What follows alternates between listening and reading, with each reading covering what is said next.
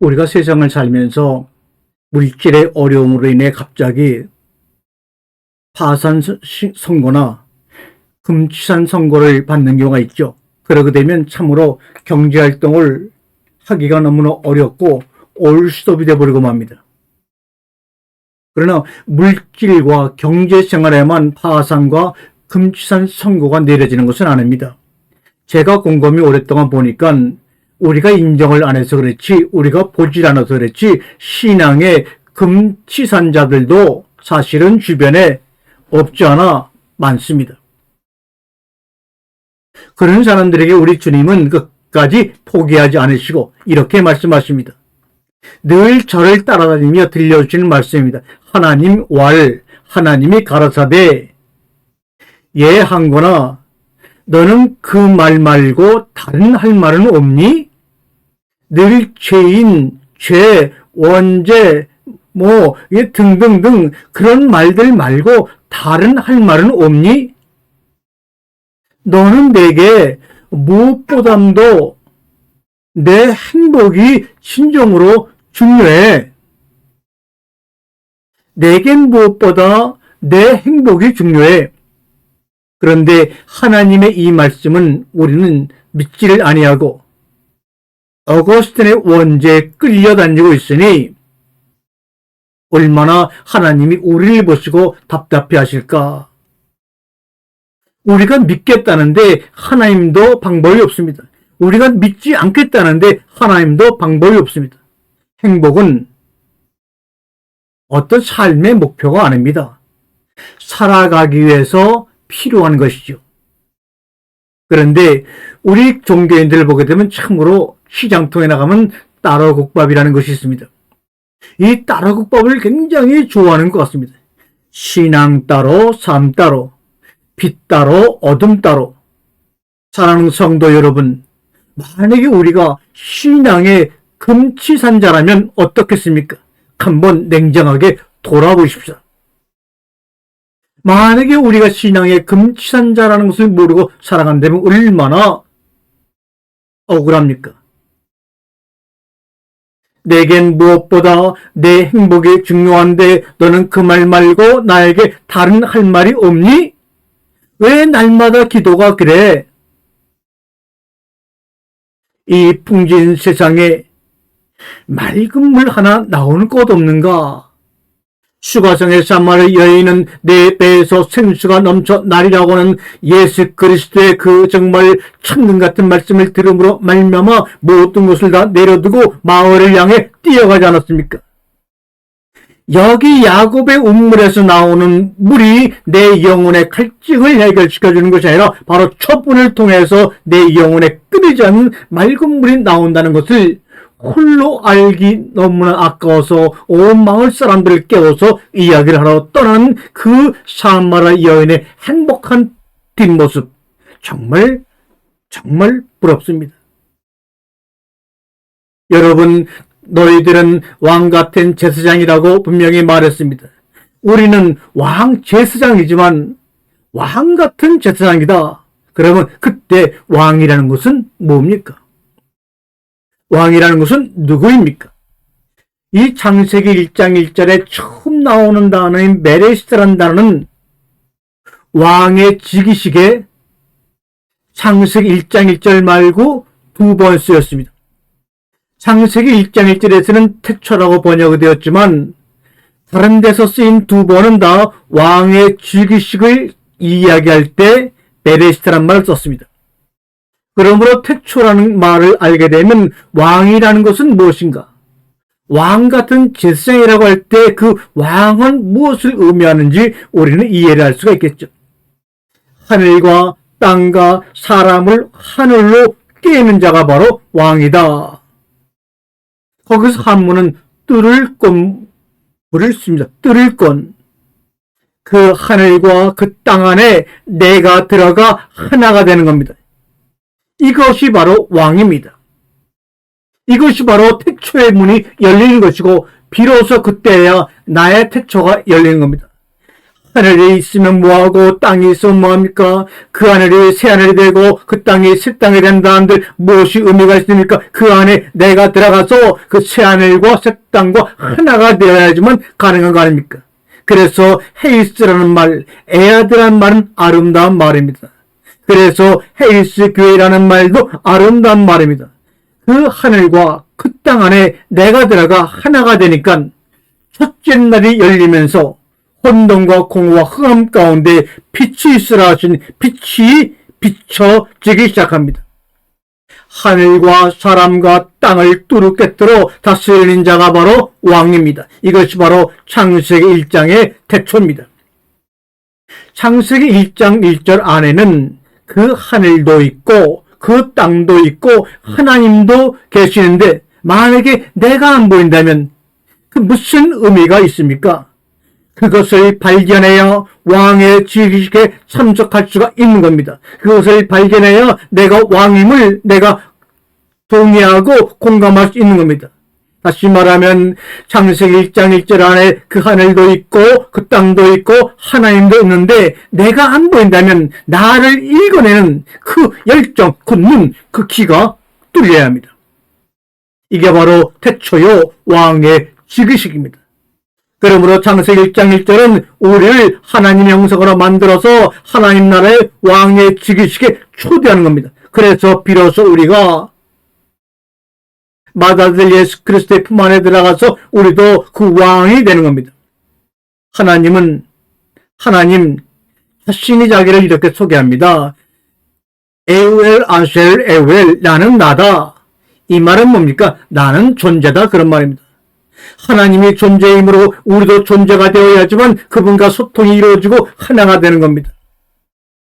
나는 나다, 나는 존재다 라고 하는 그 이야기를 들은 인간의 반응은 어땠을까요? 모세의 반응은 어땠을까요? 여러분의 반응은 어떻습니까? 뭔가 좀 감각이 옵니까? 그는 그다, 그 말입니다. 그는 존재한다, 그런 말입니다. 나는 있다, 그 말입니다. 나는 나처럼 너는 너야. 나와 너가 서로 대등하게 그리스도의 사랑 안에서 소통을 하고 나누고 하나로 꿰뚫어지는 겁니다.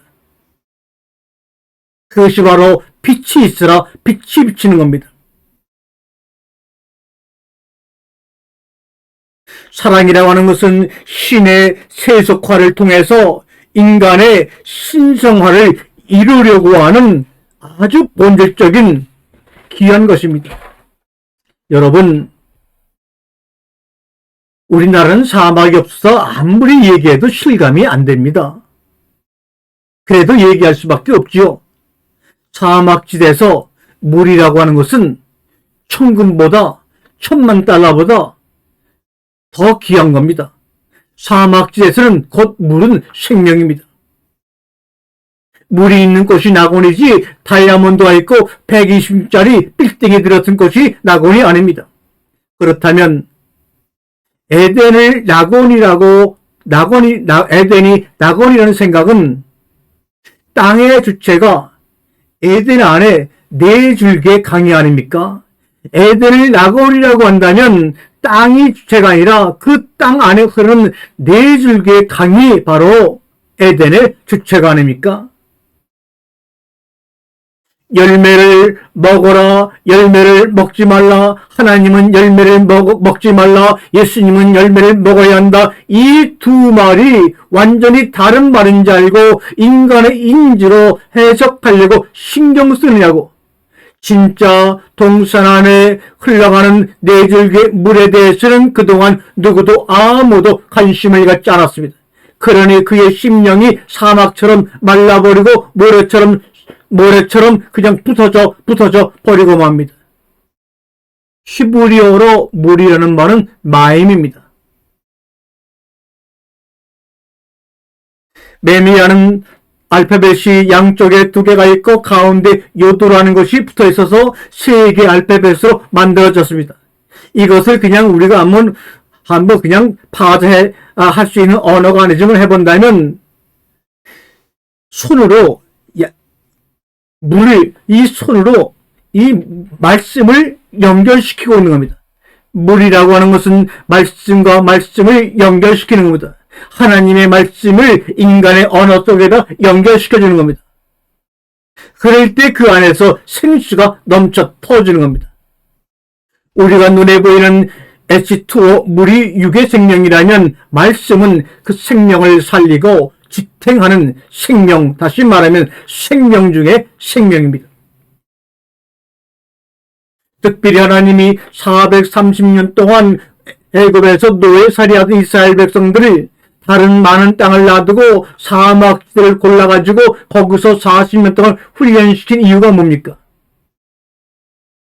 사막지대만큼 물이 생명임을, 말씀이 생명임을 설명할 수 있는 것은 없기 때문입니다. 사람이라고 하는 나의 이름은 부모님이 최한골이라고 지어주셨습니다. 여러분의 세상에 태어나서 여러분의 육신의 부모님들은 여러분에게 맞는 육신의 이름을 누구누구라고 지어줬습니다. 그러나 그 이름을 초월해서 온 세상의 사람들이 공통으로 갖고 있는 사람의 진짜 이름은 사랑입니다. 우리가 사람 하게 되면 발음해 보세요. 사람. 입이 닫히죠. 그러나 사랑하면 입이 열립니다. 내 입을 크게 열라 내가 채우리라. 내가 아무것도 걱정하지 말고 너의 처지를 한탄하지 말고 입을 크게 열어라. 사랑하라. 그러면 내가 채우리라. 네가 이해할 수 없고 알 수 없는 방법으로 모든 것을 초월해서 내가 채우리라고 말씀합니다. 우리는 사람 하면서 자기의 영혼의 문을 닫고 티끌로 살다가 우리의 삶이 마치면 안 됩니다. 그런 사람은 왕은 왕이지만 진흙의 왕이요 티끌의 왕입니다. 우리는 말씀을 통하여 땅의 사람 호모 테레누스에서 말씀의 사람 호모 메르비로 변화되는 것이 뭡니까? 하나님이 자기를 사람을 만드시고 하나님이 사람을 창조하시고 26절에서 27절로 변화되는 과정입니다. 다시 말하면 6째 날에서 7째 날 안식의 날로 들어가는 겁니다. 구원, 거듭남이란 구원받았다, 거듭났다 하는 것은 무엇에 대한 깨달음입니까? 나 자신에 대한, 내 존재에 대한 새로운 깨달음을 얻을 때 구원받았다, 거듭났다는 겁니다. 무슨 깨달음입니까? 하나님 말씀하십니다. 항고나 얘들아, 너는 내게 상처가 되는 존재가 아니야. 너는 죄인이 아니야.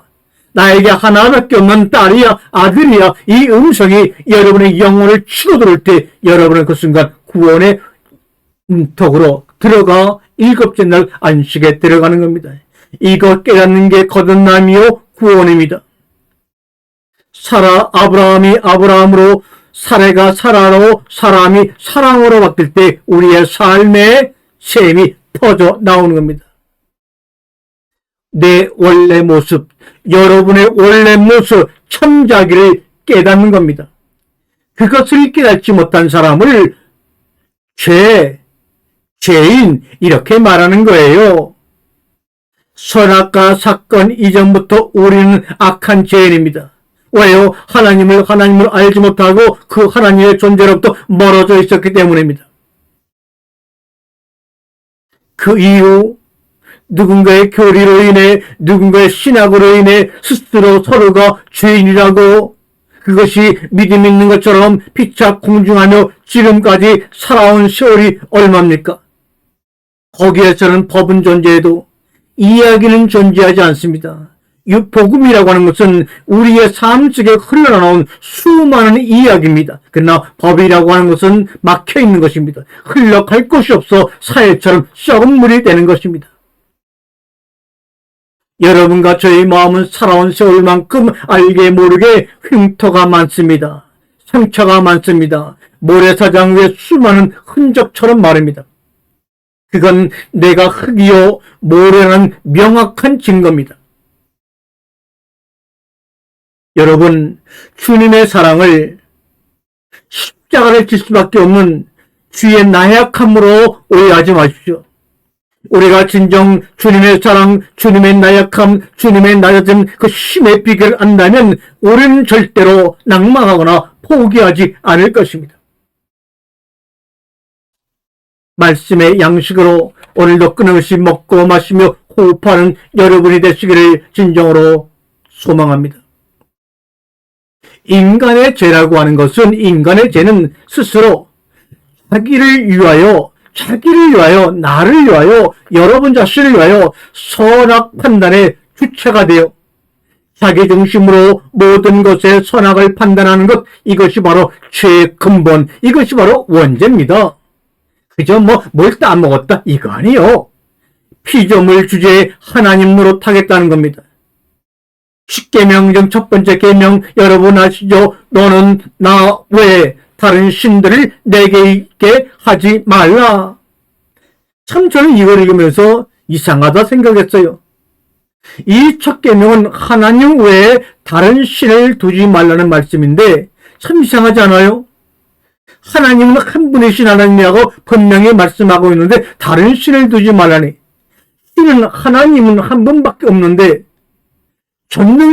전지전능하신 하나님 말고, 그 하나님 나 말고 다른 신 믿으면 안 되지 식으로 말씀하셨다는 게 믿어지지 않아요. 그러나 너는 나 외에 다른 신을 내게 두지 말지라는 그 히브리어 원문을 보게 되면 쉽게 풀립니다.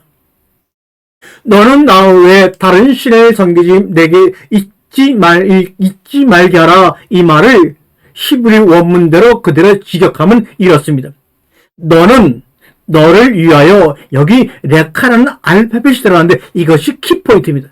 너는 너를 위하여 내 얼굴 앞에서, 내 면전에서 다른 신으로 있게 하지 말라.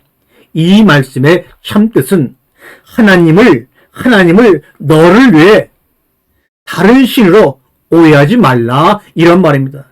하나님이 너 자신의 그 모든 소원을 위해서 다른 신으로 오해하지 말라, 그런 말입니다.